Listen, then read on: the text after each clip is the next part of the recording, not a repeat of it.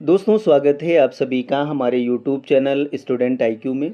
दोस्तों इस वीडियो में आज हम लोग जीएस के काफ़ी इम्पोर्टेंट प्रश्नों को सॉल्व करने वाले हैं जो आपके यूपी पुलिस री एग्ज़ाम के लिए काफ़ी इम्पोर्टेंट हैं। आपके यूपी पुलिस री एग्ज़ाम के सिलेबस और एग्ज़ाम के अकॉर्डिंग इस प्रैक्टिस सेट में इस वीडियो में सभी प्रश्न हैं।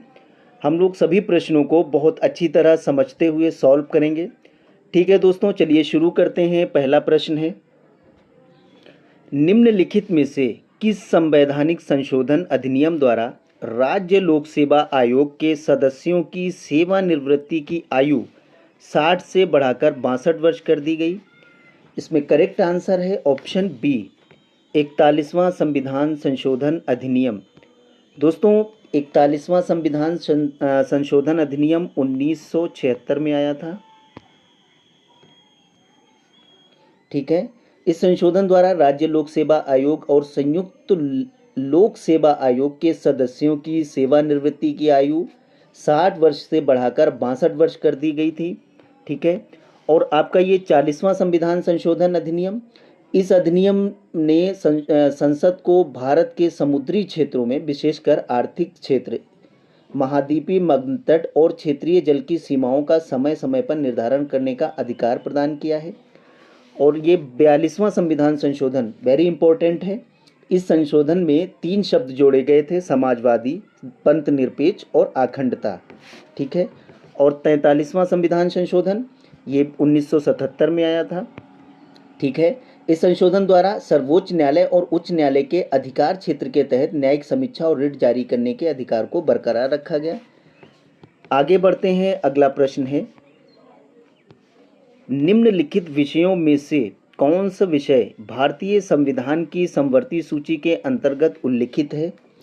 इसमें करेक्ट आंसर है आपका ऑप्शन सी, 1 2 3। ठीक है, इसमें पहला क्या है? पहला है दिवाला और संशोधन अक्षमता कोड। दूसरा है पशुओं के प्रति क्रूरता का निवारण। तीसरा है औषधियाँ और विष। ठीक है, भारत का संविधान संघ और राज्य के बीच विधायी शक्तियों को 3 सूचियों में विभाजित करता है। ये 7वीं अनुसूची के संघ सूची, राज्य सूची और समवर्ती सूची के रूप में उल्लिखित हैं। ठीक है, तो इसमें ये पूछा गया है कि कौन सा विषय भारतीय संविधान की समवर्ती सूची के अंतर्गत उल्लिखित है? तो 3 है, 1 2 3। ठीक है, ये 3 है समवर्ती सूची के विषय। ठीक है, समवर्ती सूची में 52 विषय हैं। इसमें मूलतः 47 विषय शामिल हैं। इसमें केंद्र और राज्य दोनों को ये अधिकार प्राप्त है कि वो उस पर कानून बना सकें। अगला प्रश्न है, निम्नलिखित में से कौन सा विशेष प्रावधान वाले राज्य भारतीय संविधान का अनुच्छेद सही सुमेलित नहीं है? इसमें करेक्ट आंसर है ऑप्शन ए। ठीक है, नागालैंड। ठीक है, ये नागालैंड जो है इसमें सही सुमेलित नहीं है क्योंकि नागालैंड 371 ए में है, यहाँ बी दिया हुआ है। ठीक है, मणिपुर आपका सही है 371 सी, आंध्र प्रदेश 371 डी और अरुणाचल प्रदेश 371 एच। ये भारतीय संविधान के अनुच्छेद सही सुमेलित हैं और ये सुमेलित नहीं है। आगे बढ़ते हैं। अगला प्रश्न है, निम्नलिखित कथनों में कौन सा चार्टर अधिनियम 1833 के संदर्भ में सही है? इसमें करेक्ट आंसर है ऑप्शन बी। ठीक है, बी में क्या है? 1 और 2 दोनों सही हैं। 1833 के चार्टर अधिनियम में कौन सा सही है?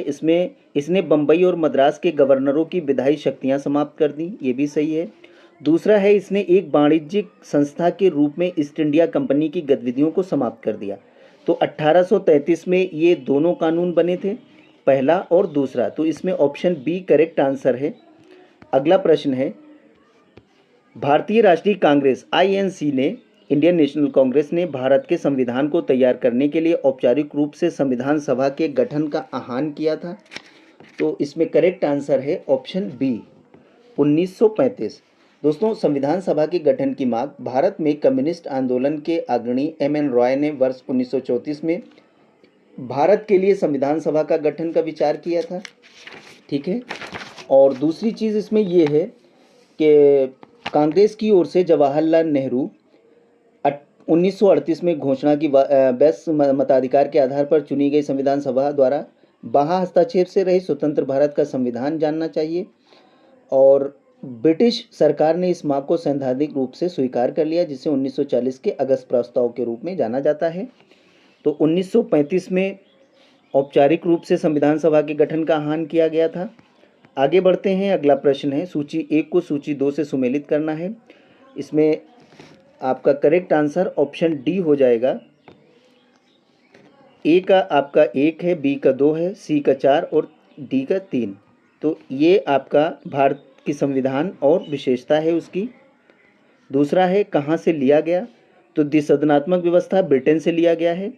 ठीक है। राज्य के नीति निर्देशक तत्व ये आयरलैंड के संविधान से हैं। मौलिक कर्तव्य रूस से लिए गए हैं और संविधान संशोधन दक्षिण अफ्रीका से लिया गया है। तो इसलिए इसका करेक्ट आंसर हो जाएगा ऑप्शन डी। ठीक है। आगे बढ़ते हैं, अगला प्रश्न है, भारतीय संविधान की दूसरी अनुसूची निम्नलिखित में से किसकी परिलब्धियों, भत्तों, विशेषाधिकारों से संबंध प्रावधानों से संबंधित है। तो इसमें करेक्ट आंसर है ऑप्शन सी। सी में क्या दिया है दोस्तों, सी में 1 2 3। ठीक है, 1 2 3 इसमें क्या है, इसमें एक सर्वोच्च न्यायालय के न्यायाधीशों, उच्च न्यायालय के न्यायाधीशों और लोकसभा अध्यक्ष। ये क्या है, ये दूसरी अनुसूची में लिखित उनकी परिलब्धियां और भत्ते विशेषाधिकार से संबंधित हैं। अगला प्रश्न है, भारतीय संविधान की निम्नलिखित अनुसूचियों में से कौन सा नगर पालिका की शक्तियां, अधिकार और जिम्मेदारियों से संबंधित है। इसमें करेक्ट आंसर ऑप्शन बी है, 12वीं अनुसूची। दोस्तों, भारतीय संविधान की अनुसूची 12 ये नगर पालिकाओं की शक्तियों, अधिकारों और जिम्मेदारियों को निर्दिष्ट करता है। इसमें 18 विषय हैं। ठीक है, कितने विषय हैं, 18 विषय हैं। और इसे 74वें संविधान संशोधन द्वारा 1992 द्वारा संविधान में शामिल किया गया। आपकी जो 11वीं अनुसूची है ये पंचायतों की शक्तियों, अधिकार और जिम्मेदारियों से संबंधित है। इसमें 29 विषय हैं। ठीक है। 9वीं अनुसूची इसमें भूमि सुधार और जमींदारी प्रथा उन्मूलन से संबंधित है। आगे बढ़ते हैं, अगला प्रश्न है, निम्नलिखित पर विचार कीजिए और उन्हें उनके गठन के कालानुक्रम क्रम में व्यवस्थित कीजिए। इसमें करेक्ट आंसर है ऑप्शन ए। ठीक है, सबसे पहले महाराष्ट्र है, फिर नागालैंड, उसके बाद झारखंड, फिर तेलंगाना। ठीक है। वर्ष 1956 के बाद गठित राज्य में केंद्र शासित प्रदेश, सबसे पहले महाराष्ट्र और गुजरात 1960 में ये बने थे। ठीक है, अलग अलग राज्य बने। नागालैंड 1963 में, फिर उसके बाद में छत्तीसगढ़ सन 2000 में बना है और तेलंगाना जो है 2014 में इसका गठन हुआ था। और तेलंगाना भारतीय राज्य संघ के 29वें राज्य के रूप में अस्तित्व में आया था। इसे आंध्र प्रदेश क्षेत्र से अलग करके बनाया गया था। अगला प्रश्न है, निम्नलिखित कथनों में से कौन सा रिट्स के संबंध में सत्य नहीं है। इसमें करेक्ट आंसर ऑप्शन डी है, उच्च न्यायालय पूरे भारत में किसी व्यक्ति अथवा सरकार के विरुद्ध रिट जारी कर सकते हैं। ठीक है, ये रिट से संबंधित नहीं है क्योंकि सर्वोच्च न्यायालय भारतीय संविधान के अनुच्छेद 32 के तहत और उच्च न्यायालय 226 के तहत बंदी, प्रत्यक्षीकरण, परमादेश, प्रतिषेध, उत्प्रेषण और अधिकार परीक्षा की रिट जारी कर सकते हैं। संसद अनुच्छेद 32 के तहत किसी अन्य न्यायालय को ये रिट जारी करने का अधिकार प्रदान कर सकती है। ठीक है दोस्तों, तो ये डी इसमें सही नहीं है। इसमें ये कह रहा है कि संबंध में सत्य नहीं है। तो आपका ऑप्शन डी इसमें करेक्ट है कि उच्च न्यायालय पूरे भारत में किसी व्यक्ति अथवा सरकार के विरुद्ध रिट जारी कर सकें। ये गलत है, पूरे भारत में नहीं कर सकते हैं। ये सर्वोच्च न्यायालय के अधिकार क्षेत्र में आता है। सर्वोच्च न्यायालय केवल मौलिक अधिकारों के परिवर्तन के लिए रिट जारी कर सकता है, जबकि उच्च न्यायालय न केवल मौलिक अधिकार के परिवर्तन के लिए बल्कि किसी अन्य उद्देश्य के लिए भी रिट जारी कर सकता है। और सर्वोच्च न्यायालय दोस्तों पूरे भारत में किसी व्यक्ति अथवा सरकार के खिलाफ रिट जारी कर सकता है, जबकि उच्च न्यायालय अपने क्षेत्रीय अधिकार और क्षेत्र के भीतर अपने क्षेत्रीय अधिकार, क्षेत्र के बाहर किसी व्यक्ति या सरकार अथवा प्राधिकारी के खिलाफ केवल तभी रिट जारी कर सकता है जब इसके लिए क्षेत्रीय अधिकार के अंतर्गत कार्रवाई की आवश्यकता हो। तो इसमें ऑप्शन डी गलत हो गया है। अगला प्रश्न है, निम्नलिखित युग्मों में से कौन सा बाद का नाम मूल संरचना के संबंध सही सुमेलित नहीं है? इसमें आपका करेक्ट आंसर है ऑप्शन सी। ठीक है, इंदिरा साहनी मामला न्यायपालिका की स्वतंत्रता। ठीक है, ये इसमें पूछ रहा है कि कौन सा इसमें सही सुमेलित नहीं है। तो इसमें ऑप्शन सी सही सुमेलित नहीं। केशवानंद भारती भारत की संप्रभुता और एकता, ये सही है। मिनर्वा मिल्स मामला न्यायिक समीक्षा। एस.आर. बोम्मई मामला पंथ निरपेक्षता से संबंधित है। इंदिरा साहनी मामला न्यायपालिका की स्वतंत्रता, ये इसमें जो है गलत है, क्योंकि इंदिरा साहनी मामला कानून के शासन से संबंधित है। ये क्या है? कानून का शासन, ये कानून के शासन से संबंधित है। अगला प्रश्न है, निम्नलिखित कथनों में से कौन सा या से राष्ट्रीय आपातकाल के संदर्भ में सही है?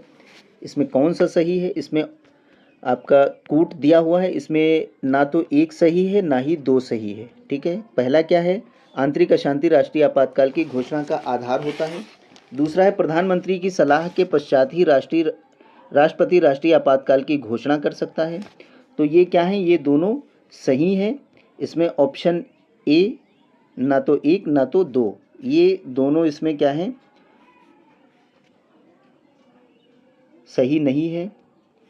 ठीक है, आगे बढ़ते हैं। अगला प्रश्न है, भारत का प्रधानमंत्री निम्नलिखित में से किस संस्था निकाय का अध्यक्ष नहीं होता है? इसमें करेक्ट आंसर है ऑप्शन डी, भारतीय गुणवत्ता परिषद। दोस्तों, भारत का प्रधानमंत्री केंद्र सरकार का प्रमुख होता है।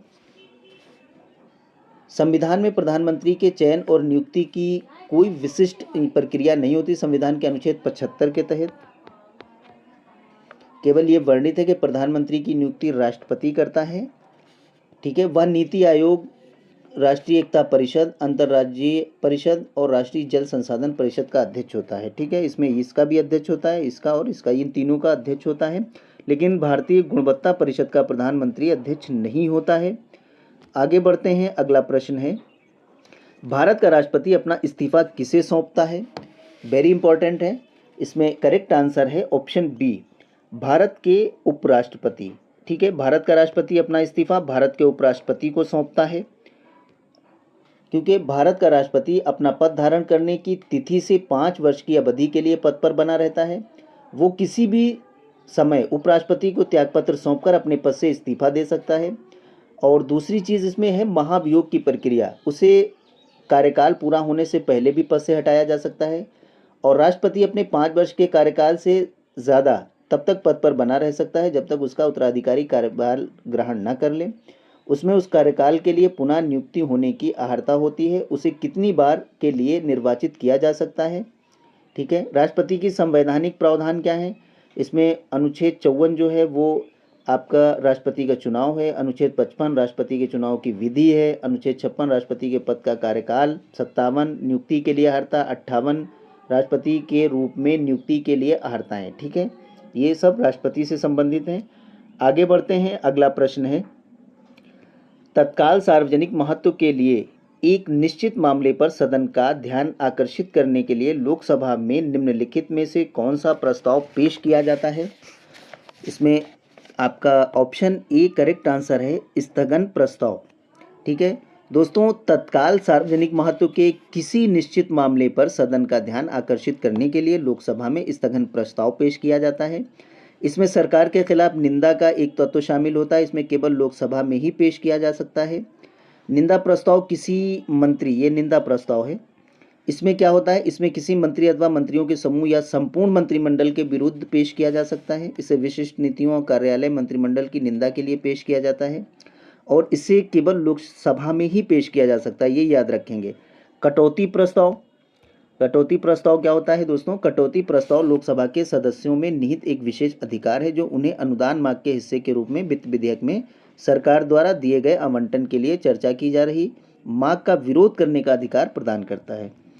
तो इस क्वेश्चन का आंसर हो जाएगा स्थगन प्रस्ताव। सार्वजनिक महत्व के निश्चित मामले पर सदन को आकर्षित करने के लिए लोकसभा में कौन सा प्रस्ताव पेश किया जाता है? स्थगन प्रस्ताव। अगला प्रश्न है, निम्नलिखित कथनों में से कौन सा से सर्वोच्च न्यायालय के न्यायाधीशों के संदर्भ में सही है? नंबर 1, संविधान में सर्वोच्च न्यायालय के किसी न्यायाधीश का कार्यकाल निर्धारित नहीं है। दूसरा है, भारत का राष्ट्रपति सर्वोच्च न्यायालय के न्यायाधीशों को शपथ ग्रहण कराता है। इसमें कौन सा सही है? इसमें ऑप्शन सी जो है सही है। 1 और 2 दोनों, 1 तथा 2 ये दोनों क्या हैं? दोनों सही हैं। संविधान में सर्वोच्च न्यायालय के किसी न्यायाधीश का कार्यकाल निर्धारित नहीं है। दूसरा है, भारत का राष्ट्रपति सर्वोच्च न्यायालय के न्यायाधीशों को शपथ ग्रहण कराता है। ये दोनों सही हैं। आगे बढ़ते हैं। अगला प्रश्न है, भारतीय संविधान में निम्नलिखित में से किस प्रावधान को संसद के दोनों सदनों से साधारण बहुमत से संशोधित किया जा सकता है?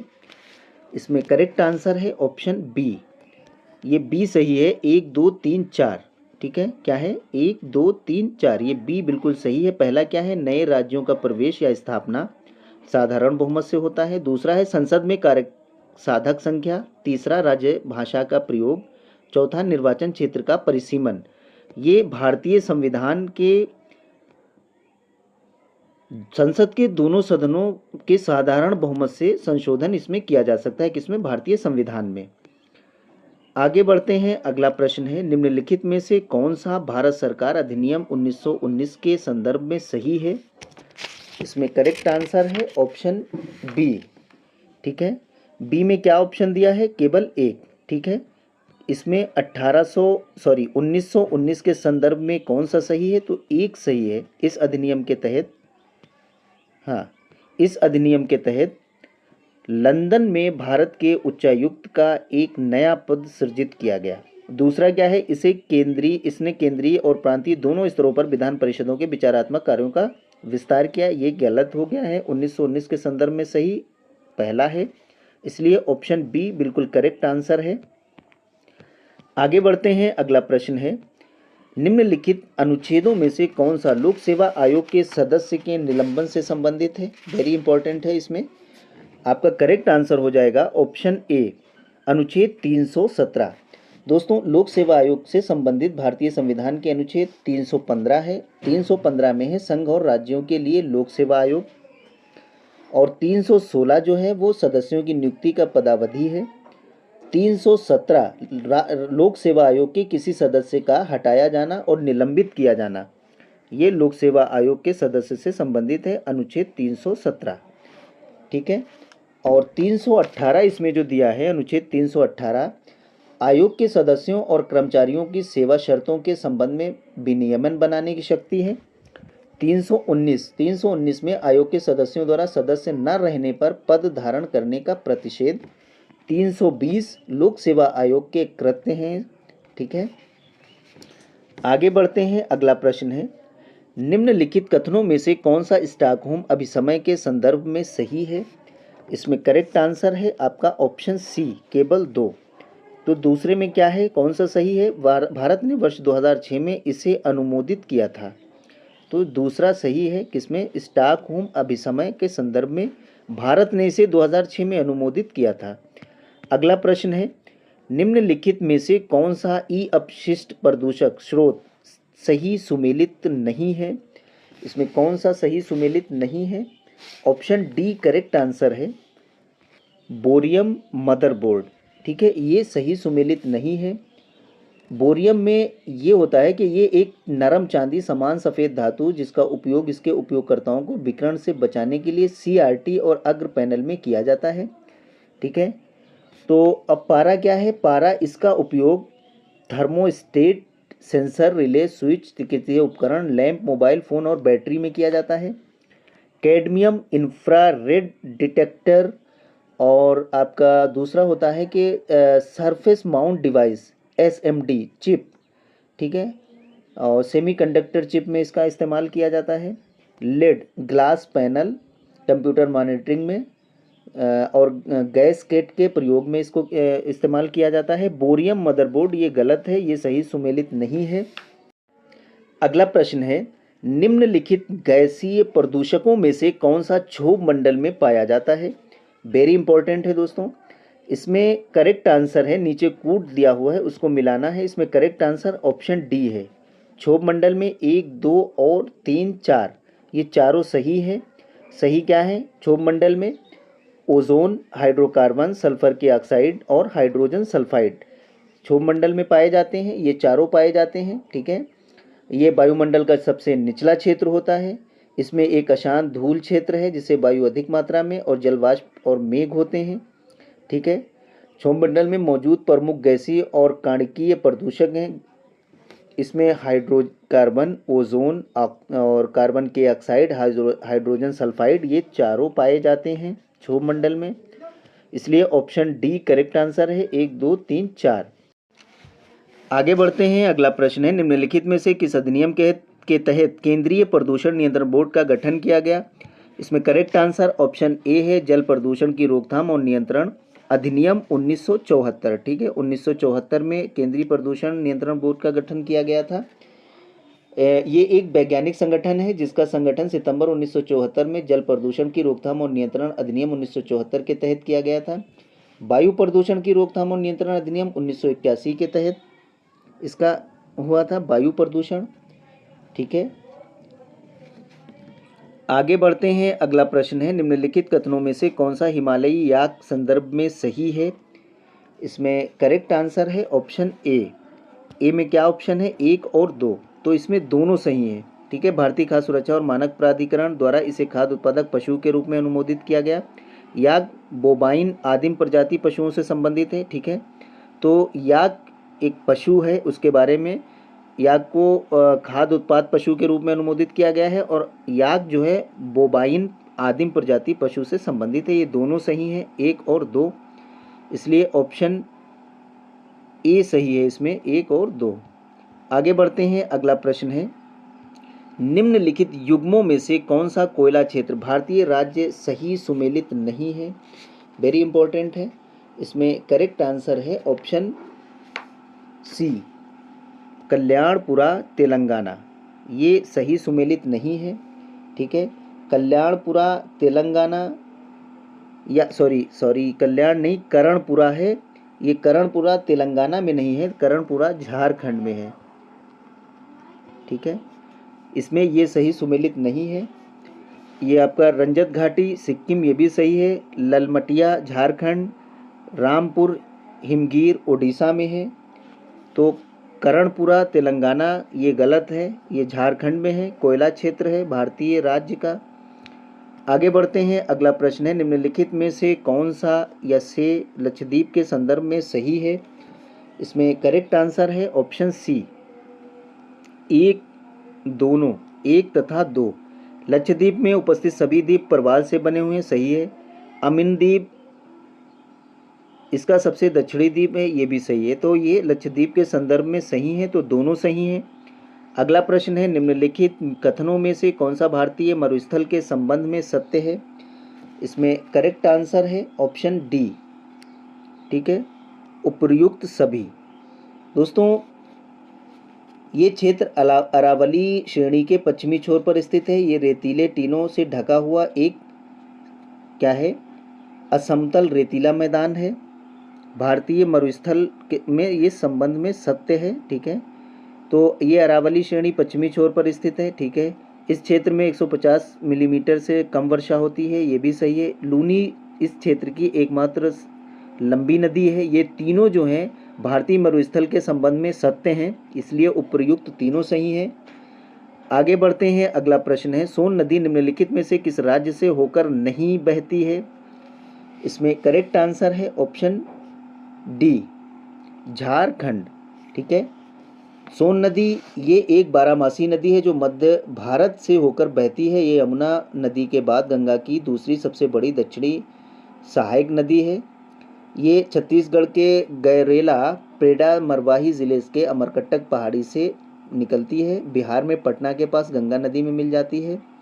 ये अमरकंटक पठार के किनारे इस पर झरनों का निर्माण करती है। ये 4 राज्यों में छत्तीसगढ़, मध्य प्रदेश, उत्तर प्रदेश और बिहार से होकर बहती है। इसकी सहायक नदियाँ घाघरा, जोहिला, छोटी नदी, बनास, गोपद, रिहंद, कनहर, उत्तरी कोयल नदी हैं, ठीक है। तो ये सब सोन नदी की सहायक नदियाँ थीं और ये झारखंड में होकर नहीं बहती है। आगे बढ़ते हैं। अगला प्रश्न है, निम्नलिखित में से कौन सी गंगा नदी की बाईं ओर की सहायक नदी है? वेरी इंपॉर्टेंट है। इसमें करेक्ट आंसर हो जाएगा ऑप्शन सी, सोन। ठीक है, सोन के बारे में अभी बात कर रहे थे, तो सोन नदी गंगा नदी की बाईं ओर की सहायक नदी है। सॉरी, सहायक नदी नहीं है, तो ये सहायक सोन नदी नहीं है। गंगा की मुख्य धारा भागीरथी, गंगोत्री हिमालय से निकलती है। अलकनंदा उत्तराखंड के देवप्रयाग से इसमें मिलती है। हरिद्वार के पास गंगा पर्वतीय भाग को छोड़कर मैदानी भाग में प्रवेश करती है। ये बांग्लादेश के ब्रह्मपुत्रा में मिलती है और पद्मा के नाम से जानी जाती है। इसकी बाएं किनारे की सहायक नदियां हैं गोमती, घाघरा, ठीक है, ये गोमती, घाघरा, गंडक, कोसी। इसकी दाहिने किनारे की सहायक नदियां हैं यमुना, सोन, पुनपुन और दामोदर।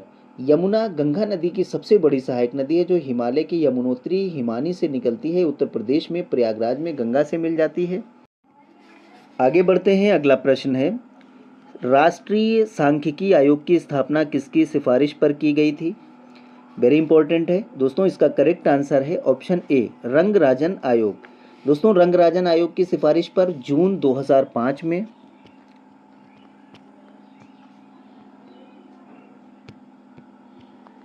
ठीक है 2005 में भारत सरकार द्वारा राष्ट्रीय सांख्यिकी आयोग NSC,